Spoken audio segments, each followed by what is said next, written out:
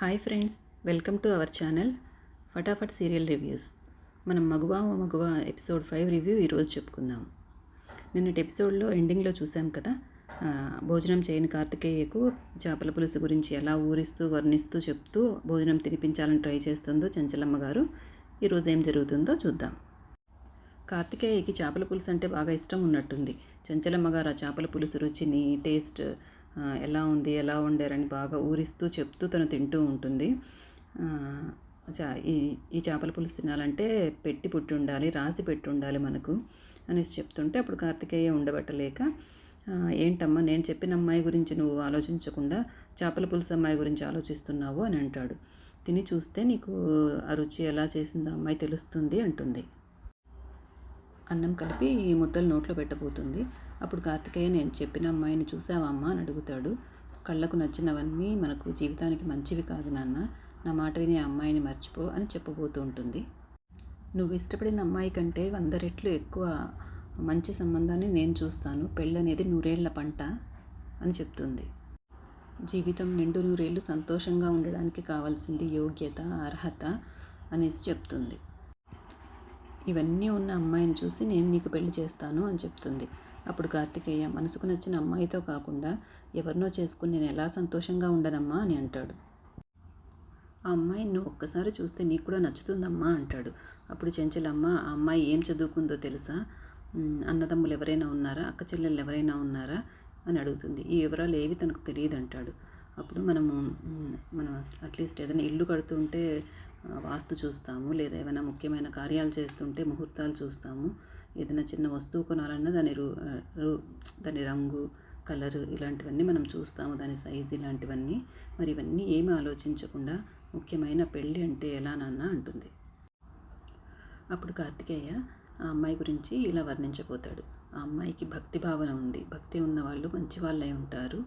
ఆ అమ్మాయికి ఎవరైనా తప్పు చేస్తే నిలదీసి అడిగే చనువు ఉంది. అంటే నిజాయితీగా ఉన్నవాళ్లే కదమ్మా అలా ఎవరినైనా తప్పు చేసిన వాళ్ళని ప్రశ్నించగలుగుతారు. నేనెవరో తెలియకపోయినా కూడా నేను నష్టపోకూడదు అనేసి నాకు సహాయం చేసింది. అంటే అమ్మాయి స్వభావము ఎవరు నష్టపోకూడదు, ఎవరికైనా సహాయం చెయ్యాలి అనే సహాయం చేసే గుణం ఉంది కదమ్మా అని అంటాడు. మన ఊర్లో, మన స్కూల్లో, నేను చదివిన కాలేజీలో ఎంతోమంది అమ్మాయిలను చూశాను. అయినా కూడా ఏ అమ్మాయిని చూసినా కలగని ఫీలింగ్ ఆ అమ్మాయిని ఒక్కసారి చూస్తేనే కలిగిందంటే ఆ అమ్మాయి ఎలాంటిదో అర్థం చేసుకోమ్మా అని వేడుకుంటాడు. అలా కార్తికేయ ఆ అమ్మాయి గురించి వర్ణించి బ్రతిమలాడుకుంటాడు. అప్పుడు సరే చూస్తాను అంటుంది. అప్పుడు హ్యాపీగా కార్తికేయ, నాకు చాలా ఆకలేస్తుంది, పైగా చేపల పులుసు ఉంది ఎదురుగా, తినిపించమ్మా నాకు ఆకలేస్తుంది అంటాడు. అప్పుడు చెంచలమ్మ కార్తికేయకు భోజనం తినిపిస్తుంది. ఇక నెక్స్ట్ సీన్లో తెల్లవారుతుందనమాట. తెల్లవారుజామునే కారు తీసుకొని చెంచలమ్మ వెంకటాపురం బయలుదేరుతుంది. అక్కడ తన ఇంటి ముందు ముగ్గేస్తున్న సింధూరం చూసి, ఏంటి ఎక్కడ చూసినా నువ్వే ఉంటున్నావు, మొన్న మా ఊరికి వచ్చావు, నిన్నేమో పొలాల దగ్గర కనపడ్డావు, ఈరోజేమో నీ వేరే వాళ్ళ ఇంటి ముందర ముగ్గేస్తున్నావు అంటుంది. వేరే వాళ్ళ ఇంటి ముందర నేను ఎందుకు వేస్తాను, ఇది మా ఇంటి ముందరే వేస్తున్నాను, మా ఇంటి ముందర కాక మీ ఇంటి ముందర వేస్తానా అంటుంది. మా ఇంటి ముందర ముగ్గు వేయాలంటే దానికి పెట్టి పుట్టి ఉండాలి, ఎంతో అదృష్టం ఉండాలి అని అంటూ వెంటనే చెంచలమ్మకి గుర్తొస్తుందనమాట. ఈ ఇంటి బిడ్డ అంటే తను నా కార్తికేయ చెప్పిన అమ్మాయి ఈ అమ్మాయినేమో అనేసి టక్కున ఆమెకు ఆలోచన కలుగుతుంది. అంటే నా కొడుకు ఇష్టపడింది ఈ అమ్మాయినేమో అనుకుంటూ ఉండగా ధర్మయ్య బయటకు వచ్చి, చెంచలమ్మ గారు నమస్కారం, నిన్న ఈ అమ్మాయి ఇంట్లో లేదు, ఈ అమ్మాయి నా పెద్ద కూతురు సింధూర అని పరిచయం చేస్తాడు. అప్పుడు తను, నాకు తెలుసు, ఈ అమ్మాయికి పెద్ద చిన్న అనే గౌరవం లేదు, పెద్ద చిన్న చూసుకోకుండా కూడా ఏది పడితే అది వాగుతుంది, పొగరుబోతు అన్నట్లుగా మాట్లాడుతుందన్నమాట అందరి ముందర. మాట తీరు ఎలా ఉన్నా కూడా చేతివాటం చాలా బాగుంది, నిన్న తను చేసిన చేపల పులుసు చాలా బాగుంది అని చెప్తుంది. అప్పుడు సింధూర సంతోషంగా, అంటే నేను ఇచ్చిన చేపల పులుసు మీరు తిన్నారన్నమాట అని హ్యాపీగా ఫీల్ అవుతుంది. నాకు మీతో చాలా ముఖ్యమైన విషయం మాట్లాడే పని ఉంది, నేను మళ్ళీ వస్తానని చెంచలమ్మ వెళ్ళిపోతుంది. కారులో వెళ్ళిపోతున్న చెంచలమ్మ వెనకాల మళ్ళీ మన సింధూర పరిగెడుతూ చెంచలమ్మ గారు అని కారు ఆపుతుంది. ఆపితే, ఆ రోజు నేను మీ ఊరిలో మీరు ఇచ్చిన తీర్పు మధ్యలో మీరు ఇచ్చే తీర్పు చూసి మధ్యలో కల్పించుకోవడం నా తప్పేనండి అంటుంది. ఇంతలో చెంచలమ్మ నవ్వుకుంటుంది. అంటే తప్పని ఒప్పుకుంది కదా ఇంతలోనే, కానీ నేను చెప్పింది కరెక్టేనండి అంటుంది. మళ్ళీ వెంటనే చెంచలమ్మ కోపం వస్తే కారు పోనీరా అనేసి వెళ్ళిపోతుంది అనమాట.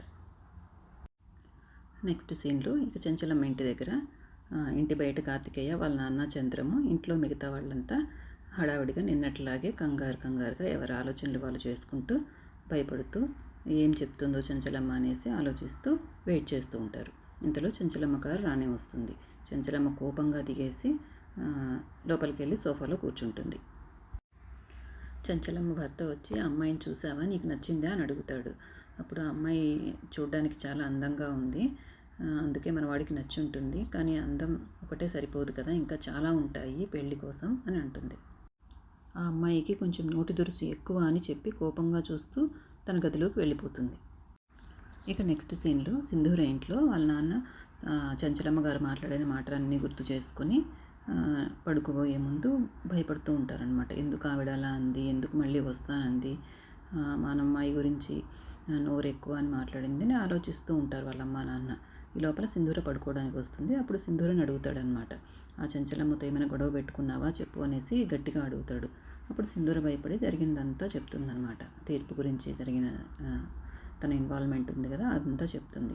అది విని వాళ్ళ నాన్న కోప్పడి, చెంచలమ్మ గారి ఈ చుట్టుపక్కల ఊర్లకే ఎంతో పెద్ద మనిషి, ఆమె చెప్పే తీర్పుగా ఎదురే లేదు, నువ్వు ఎదురు చెప్తావా, ఆమె ఏం చేస్తుందో ఏమో మనల్ని అనేసి భయపడతాడనమాట. ఇక తర్వాత సీన్లో చెంచలమ్మ కూడా నైట్ అంతా కూర్చుని చైర్లో కూర్చుని ఆలోచిస్తూ ఉంటుంది. వాళ్ళ కొడుకు చెప్పిన విషయాలు, తనకి సింధూరకి తటస్థపడిన సందర్భాలు, ఇవన్నీ ఆలోచిస్తూ ఉంటుంది. ఇంతలో ఎపిసోడ్ అయిపోతుంది. మనం ప్రోమో చూసినప్పుడు వాళ్ళిద్దరికి పెళ్ళైనట్లు, సింధూర ఇంటి కోడలుగా వచ్చినట్లు ఇవన్నీ మనకు ప్రోమోలో చూపిస్తారు కదా. ఇవన్నీ మనకు తను ఎలా కార్తికేయ ఎలా ఒప్పించాడు, లేదా సింధూర ఇంప్రెస్ చేసి కోడలవుతుందా, లేకపోతే చెంచలమ్మ గారే మనస్ఫూర్తిగా ఒప్పుకుంటారా, ఏ విధంగా వాళ్ళకి పెళ్ళవుతుంది, నెక్స్ట్ ఏంటి కథ అనేది తెలుసుకోవాలంటే నెక్స్ట్ ఎపిసోడ్ వరకు వెయిట్ చేయాల్సిందే. ఈ లోపల మీరు సబ్స్క్రైబ్ చేసుకొని ఉండండి. ఇంకా మరిన్ని అప్డేట్స్, రివ్యూస్ ఇలాగే చెప్పుకుందాం. Thanks for watching.